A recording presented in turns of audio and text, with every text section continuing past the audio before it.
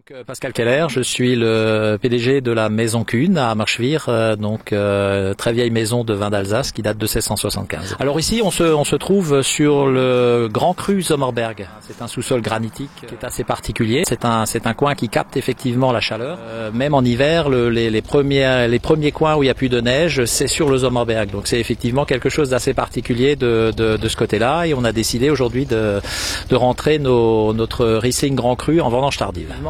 Par rapport à la période où on a commencé, ça me semble tout à fait logique. Et puis c'est vrai qu'on a eu un été indien, donc on a à la fois des très belles acidités, mais en même temps de très belles concentrations. Et puis la pourriture noble a déjà commencé à bien faire son travail, donc je pense que c'est les conditions idéales. «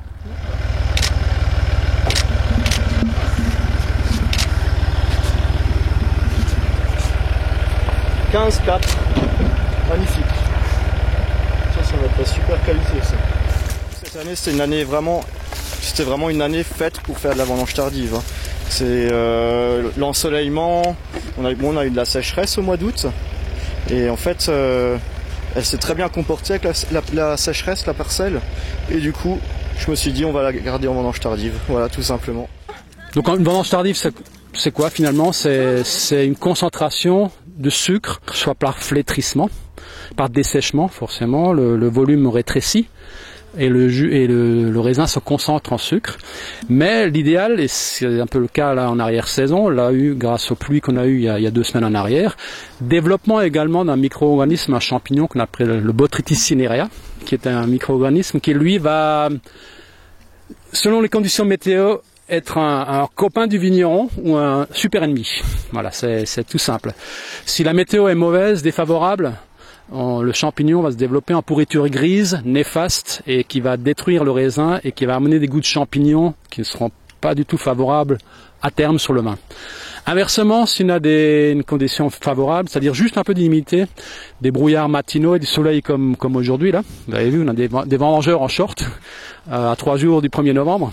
Donc on a ces conditions-là, le champignon il mute un peu différemment, et on le baptise autrement. Nous les humains, les vignerons, on l'a baptisé la pourriture noble, ce qui est très bien, parce que le champignon a une biologie un peu différente de la pourriture grise et va sécréter des nouveaux acides qui en termes de dégustation sont très favorables, et il va également concentrer le raisin en sucre. Donc on peut avoir l'idéal, c'est d'avoir une combinaison des deux. Rappelez-vous le passeriage, le dessèchement naturel par flétrissement, et l'idéal c'est compléter avec de la pourriture noble. Donc, voilà. Mais tout ça est comestible? Mais absolument, la preuve.